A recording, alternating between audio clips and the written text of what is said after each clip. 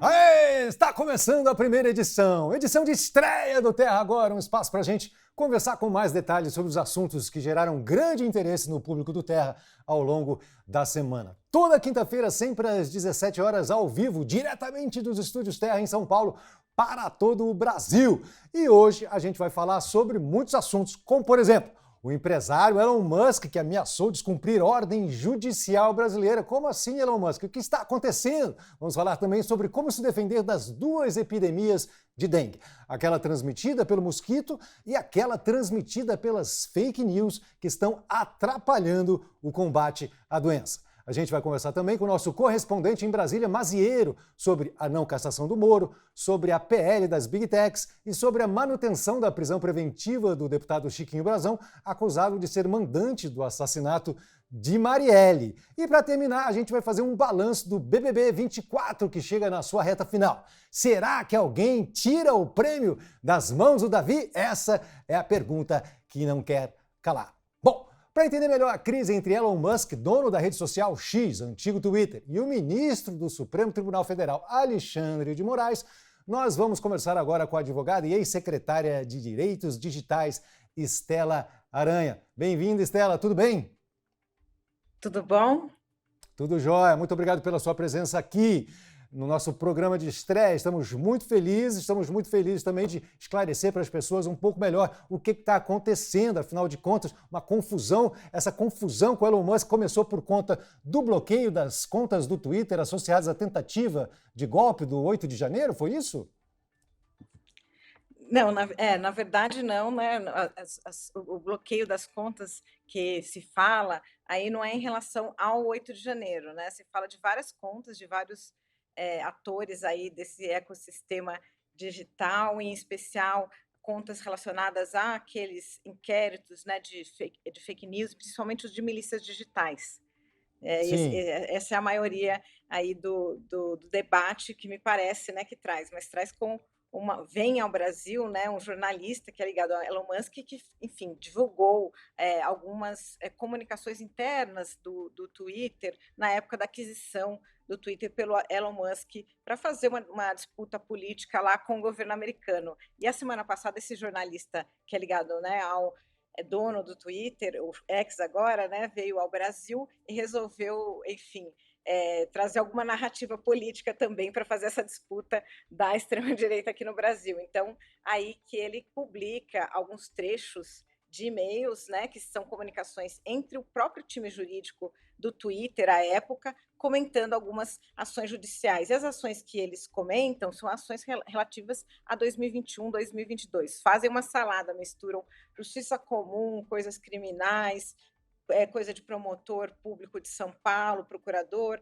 com coisas de STF, e coisas também da justiça eleitoral, como se fosse uma narrativa só para dizer assim, tudo é problema aí relativo à liberdade de expressão, tudo é coisa do ministro Alexandre de Moraes. Inclusive, uma das questões que eles colocam é que o advogado do Twitter está sofrendo perseguição, né? E teve ameaças de prisão aí referente a um caso de 2021. Né? E aí ele põe trechos aí desses e-mails de 2021. E que, na verdade, esses e-mails de 2021 é todo um debate sobre uma ação do Ministério Público lá do Estado de São Paulo, do GAECO, de crime organizado, em relação realmente a esse funcionário advogado aí do Twitter interno, mas era sobre divulgação de dados pessoais de um traficante de drogas, num caso de tráfico de drogas do PCC. Então, eles fazem essa salada aí e botam tudo na mesma narrativa aí para tentar criar aí uma confusão, um buzz na internet. É salada de fruta mesmo, realmente fica confuso, né? Porque você falou um monte de coisa, a gente fala, meu Deus do céu, como é que a gente consegue separar isso para entender melhor? Agora, o que motivou o ministro Alexandre de Moraes a incluir o empresário Elon Musk no inquérito das milícias digitais? Porque a empresa dele já fazia parte desse inquérito, né? Já estava sendo investigada. E agora o próprio Elon Musk, dono da rede social. Eu acho até que o Twitter estava num outro inquérito, mas ele coloca, porque assim, né, pelo menos a leitura que nós temos daqui é o seguinte, né, quando o Elon Musk vai para as redes fazer esse agito político, né, com uma interferência estrangeira, com todo o poder econômico, para fazer justamente o ataque às instituições brasileiras, às autoridades brasileiras, desacreditando o sistema jurídico brasileiro, desacreditando o sistema jurídico eleitoral brasileiro, ele fala assim: opa, sua postura aí está muito parecida com esses outros agitadores políticos que entraram aqui com condutas criminosas muito graves numa narrativa, agitação, incitação a um golpe aqui no Brasil, né? Então ele fala, isso aqui está parecendo essa incitação aqui contra, né, as autoridades, contra a integridade eleitoral e tal, e que podem configurar eventualmente crimes contra o Estado Democrático de Direito e outros crimes. Então ele fala assim, vamos olhar de perto o que você está fazendo, se de repente você não está junto com essa turma aqui cometendo esses crimes. Então, basicamente, é isso que o Alexandre de Moraes faz, né?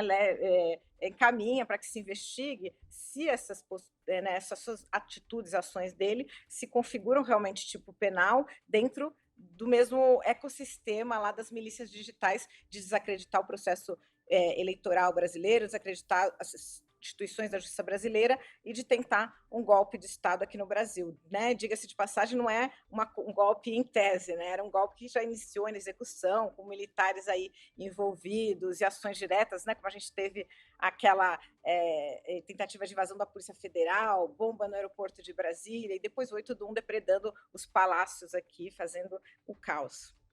Certo. O Elon Musk ele intensificou, ele já tinha acusado já o Supremo Tribunal Federal de censura. Ele intensificou nos últimos dias seus ataques ao judiciário brasileiro, personificado na figura do Alexandre de Moraes. Ele chegou, inclusive, a chamar o ministro de ditador, né? Por que o dono da rede social X está se sentindo assim tão censurado? E será que ele não teria um outro canal para se comunicar, assim, oficialmente, entre a empresa dele e o Ministério da Justiça? O que está acontecendo? Bom, censurado ele não está, porque ele está falando o que quer, como quer lá nas Pois redes por que dele, ele né? está Então, assim? se ele se sentisse censurado, ele não fazia essa confusão toda. Na verdade, ele está fazendo uma agitação política, né? E aí, para, né, para apoiar setores, inclusive porque a gente fala agitação política, porque ele está promovendo, né, a fala e misturando justamente com atores da extrema-direita brasileira, né? Ele reposta, elogia e interage com vários parlamentares e figuras eminentes políticas aqui da extrema-direita brasileira que estava absolutamente acuada diante dos processos de responsabilização que o Judiciário e a Polícia Federal vinham tendo em relação à tentativa de golpe e ao 8 do 1. Né? Então, elas estavam sem muito espaço e sem poder, muito preocupada realmente em responder na justiça por seus crimes. E aí, quando ele vem aí com esse agito, ele, né, dá um gás novo aí nesse debate das redes, nesse debate político. Então, eu acho que a intenção dele não é porque ele está se sentindo acuado em relação à sua própria liberdade de expressão, né? Porque não é o debate, na verdade, não é esse, nem em relação ao conteúdo técnico das decisões, se as decisões são corretas, se foram equivocadas, tem uma mão pesada. Primeiro, porque usa os meios inadequados, né? Porque está falando que vai descumprir as ações e não recorrer, e depois, porque se fosse, né, discutir realmente aquelas decisões, quando esses jornalistas colocam isso, eles fariam com seriedade, colocando cada uma das decisões, mas não fariam essa salada aí, que mistura um monte de coisa, faz acusações que depois mesmo eles já se retrataram, né, da acusação que o Alexandre perseguiu o advogado, todos os jornalistas envolvidos aí já se retrataram desta acusação falsa, né? Eles querem fazer bagunça mesmo. Mas essa retratação depois não resolve o problema, né? Assim, a confusão fica instaurada e fica toda essa dificuldade para a gente fazer uma leitura mais clara da realidade. Algumas falas do Elon Musk chegaram a insinuar, sem provas, de que as decisões do ministro do Supremo favoreceram politicamente o presidente Lula. Que tipo de consequências essas acusações que ele está fazendo pode trazer para ele e para a rede social X, uma vez que ele não tem prova nenhuma disso? Pois é, não tem prova porque não aconteceu, né? Então é muito difícil ter prova de situações fáticas que não aconteceram. Sim. A gente só consegue provar o que aconteceu de fato. Então é impossível ele trazer essas provas. E é isso, né? Caso ele tenha cometido algum crime contra a honra, ele tem que responder, né? Isso é super importante. Provavelmente será investigado porque são as autoridades máximas da República, né? Mas na verdade eu tenho certeza também que a Suprema Corte está muito atenta e evitando tomar medidas precipitadas, porque o objetivo que ele quer é esse, né? Ele desde o começo estava falando, vão tirar o X do ar, vamos tirar do ar porque ele quer fazer essa bagunça política, quer dizer, olha como eu tenho razão, estamos tirando do ar. Então ele está fazendo, provocando e escalando, provocando e escalando para provocar uma reação. O objetivo dele é exatamente esse. Então a gente tem que ter calma, né? Todo mundo muita calma nessa hora, mas obviamente isso não quer dizer que ele não vai se responder, né? Não ter responsabilidade nem a empresa pelas suas ações, né? É só não entrar nesse jogo político dele.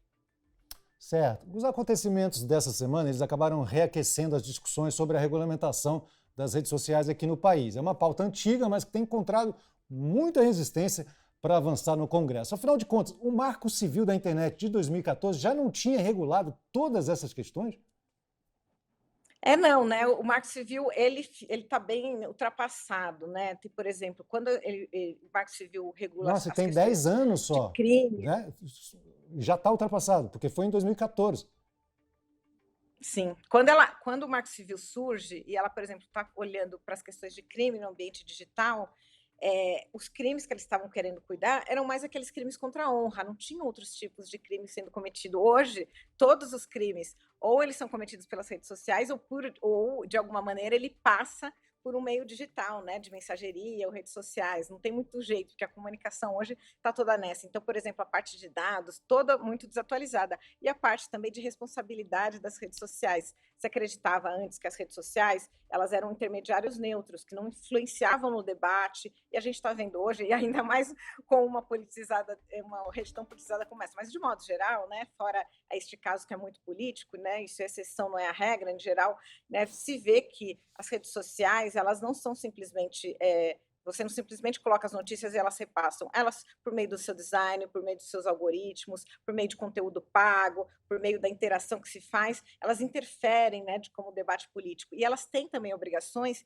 que elas não estão cumprindo e que tornam o ambiente dos seus serviços com risco, com perigos. Então, né, não existe nenhum serviço que você coloque à disposição da população que tenha perigos ou riscos, por exemplo, para criança e adolescente, com conteúdos com crimes, e isso as redes sociais têm que cuidar, independente dos posts, né, a responsabilidade por uma postagem individual de cada pessoa, ela tem que cuidar para que o ambiente tenha integridade, né, seja íntegro, porque não tenha crime sendo cometido, que as pessoas não sejam achacadas, tenha o bullying, número de fraudes, né, saindo da política, o número de fraudes que a gente vê aí, propagandas com fraudes dentro, né, o que a gente chama de scam, né, que está cada dia crescendo, prejuízo enorme para a economia, essas fraudes por meio dessas redes sociais. Agora, com inteligência artificial, deepfake, a confusão é grande. E as redes sociais têm que cuidar para isso, né, para que tenha um ambiente com integridade, que seja seguro, né, que você não tenha riscos dos crimes serem cometidos, não tenha o que a gente chama de riscos sistêmicos, né, aquilo que pode causar dano,